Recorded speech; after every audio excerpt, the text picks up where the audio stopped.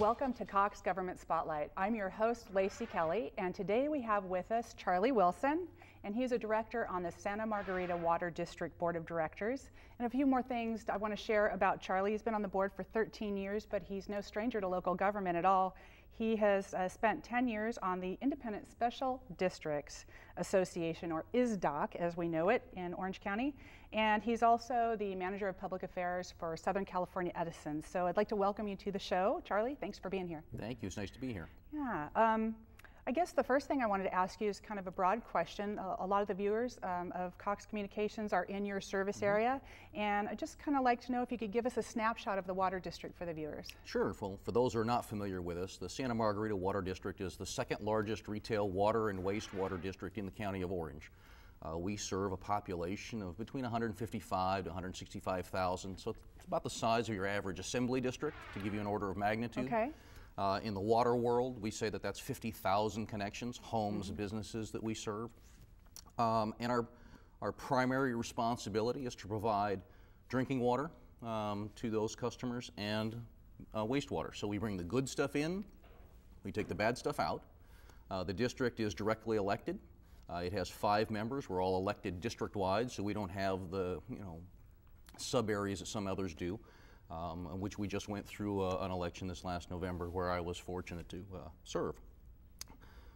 Part of what we try to do, though, is as a single purpose agency, and this is something I think gets lost sometimes on the public, our only job is to do water and wastewater.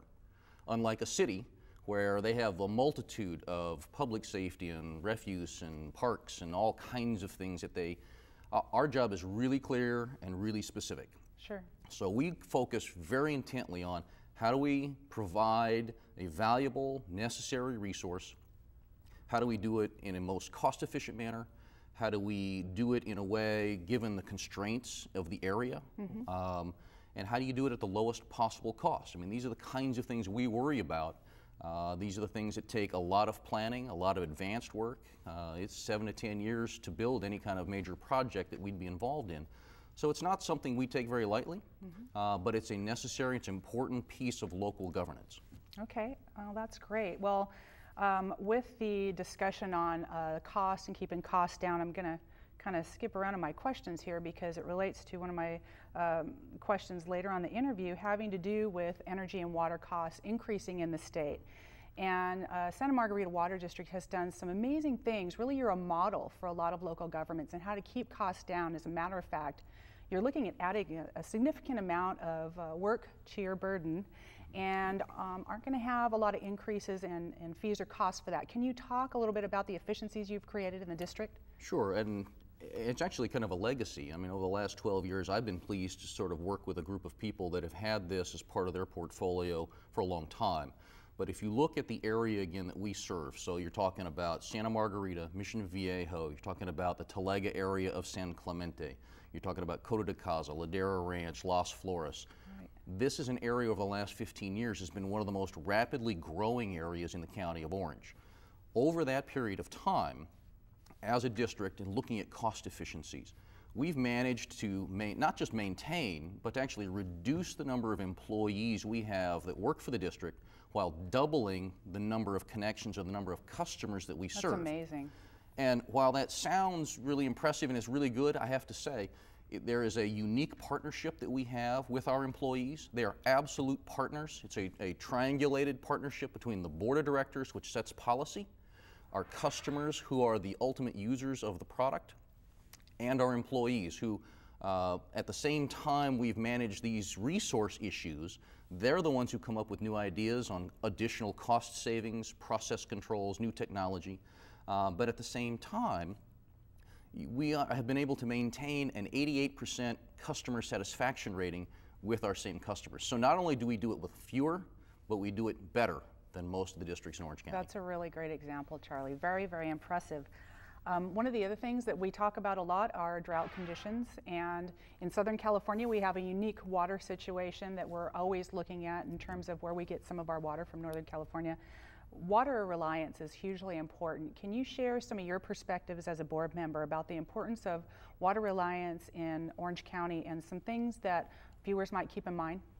probably the single most important thing that we do.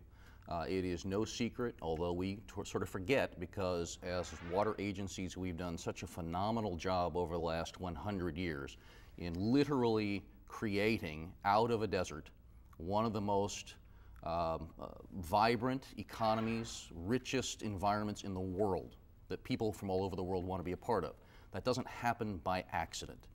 And one of the particularities of Santa Margarita, unlike the rest of the county, we don't sit over a groundwater basin here.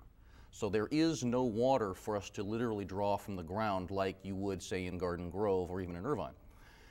Therefore, we have to understand, and we communicate with our customers, we pull water literally hundreds of miles from the San Francisco Bay Delta and from the Colorado River. That's a long way, and it's very expensive, as you can imagine, to bring that amount of water to be able to then put it on your lawn. That's an expensive pipeline. So reliability is what we're about. One earthquake in the San Francisco Bay, and literally the water system of the state of California is wiped out. Yeah. To do that, we spend all of our time looking at how we provide reliability. We've been able to do that a couple of different ways. One, we operate the single largest recycled water system in the county, where the Upper Oso Reservoir is off the 241. People drive by it, they think it's a wonderful, lovely lake with, you know, the Boy Scout camp. That is a critical resource to provide recycled water instead of new water from the Bay Delta. The second thing we have done, we just completed last year, the first and single largest drinking water reservoir in South Orange County, built in over 45 years, a $54 million project. It doubled the size of our drinking water capacity to 500,000 customers or residents in South Orange County. And in the event we did have a pipe break or some kind of a natural disaster, we're able to provide water on our own within the area to those 500,000 people for about a week to give time for repairs and get alternative arrangements made. I mean, those are things we do locally. We also have very aggressive conservation measures. We have very aggressive efficiency measures. But all of that's very nice, but we're still dependent upon the Metropolitan Water District for our imported water. So we look then at alternatives like the Cadiz Groundwater Storage, Recovery, and Conservation Project, which is really a model for public-private partnerships with a municipal agency of a very large aquifer out in the Mojave Desert, out in San Bernardino County. This is an area we've been exploring for about 3 years. We've been through the environmental work in the last year or so. How does this help us in our reliability? And we think that it has an ability to supplement.